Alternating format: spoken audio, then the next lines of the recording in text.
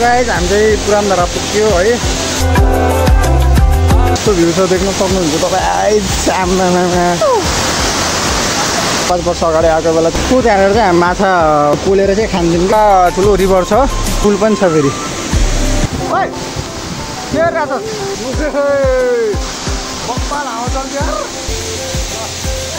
त्यही नै हो। त्यो चाहिँ हामीले बबाल कलर छ नि निलो यो। ओइ ओइ ओइ अगाडि सापको बच्चा हेर्नेको थियो। आमा चाहिँ कहाँ छ?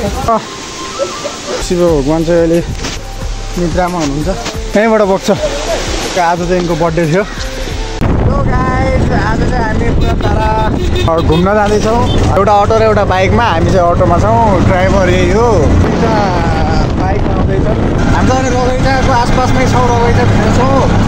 अब यहाँदेखि पुरानो धारा जाने अब कति टाइम लाग्छ त्यो मलाई पनि थाहा छैन, यिनीहरूलाई थाहा होला, हामीलाई पनि थाहा छैन। अहिले रगैँचामा पुग्यौँ होइन किन हो गाइस, हामी रगैँचामा गाइस हामी चाहिँ पुरानो धारा पुग्यो है। पुरानो धाराको यस्तो भ्यू छ देख्न सक्नुहुन्छ तपाईँ। पुरा झरना हाम्रो केटाहरूको हो।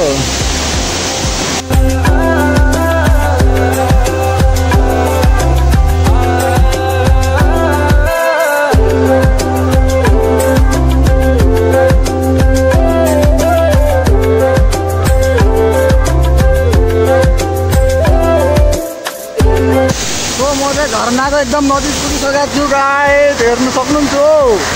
मदेखि 2 मिटर अगाडि झरना छ।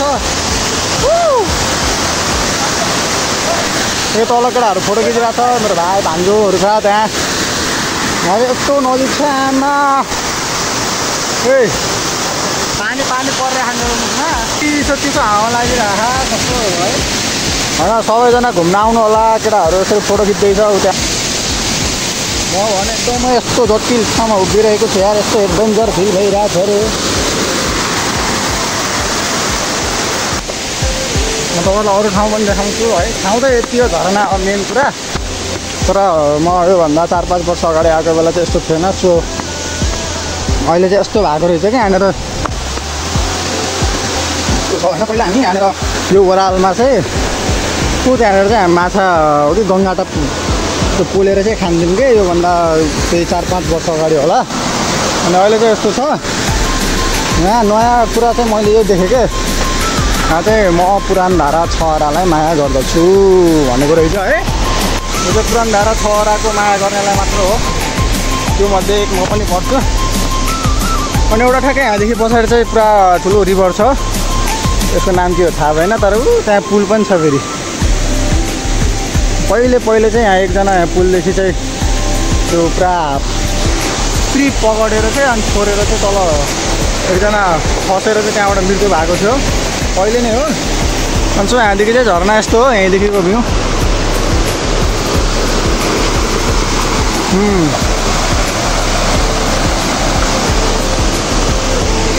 एकदमै घुम्नै पर्ने ठाउँ छ। एउटा सुन्दर ठाउँ छ, टक्क झरना छ होइन। दाङ जिल्लामा रहेको पुरानो धारा झरना।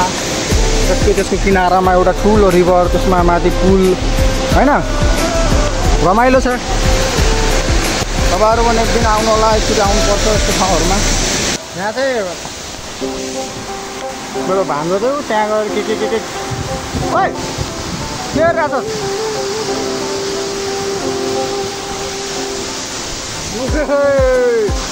बप्पा हावा चल्छ के गरिरहेको?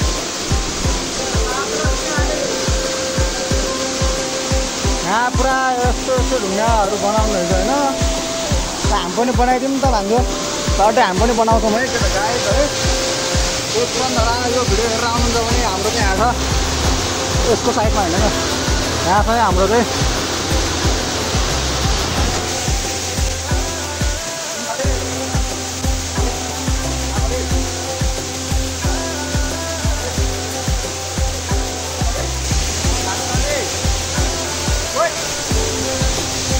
ल अब एउटा लास्ट थप्छु म। कहाँ छ त ढुङ्गा? अलि नौतले बनाऊँ न यसलाई पनि।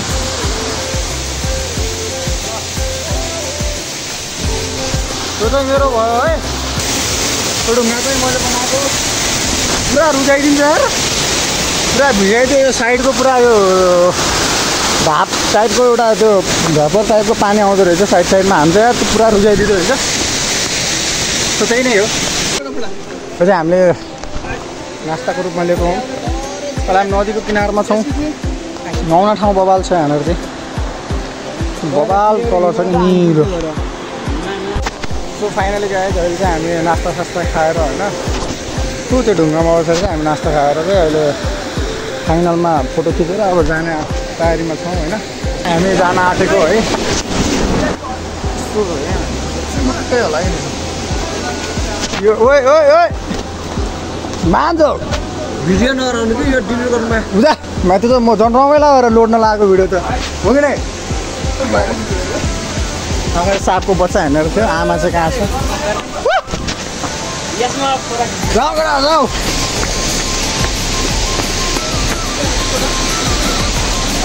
ओए पर्दैन क्या ओए तलाई जा बेला न कोही बेला फोटो मात्र खिचेर चाहिँ यार घर जानु परेन फाइनलमा लास्ट चाहिँ झर्नाको भ्यू देखाइदिन्छु होइन यो चाहिँ हो हाम्रो पुरानधारा राम्रो पुरानधारा राम सीता लक्ष्मण हनुमान यसो यसो शिव भगवान् चाहिँ अहिले निद्रामा हुनुहुन्छ हामी यो सिडी चढेर जानुपर्छ पुरा माथि होइन लेट्स गो तर लास्टै अग्लो अग्लो सिडी छ कि झरनाको मुख्य द्वार चाहिँ कहाँ हो तर लगभग हल्का टुप्पा चाहिँ यहाँ छ है यहीँबाट बग्छ हाम्रो शिव भगवान् चाहिँ अहिले तपस्यामा हुनुहुन्छ यिनको आज चाहिँ यिनको बर्थडे थियो त्यही बर्थडेमा हामी आएको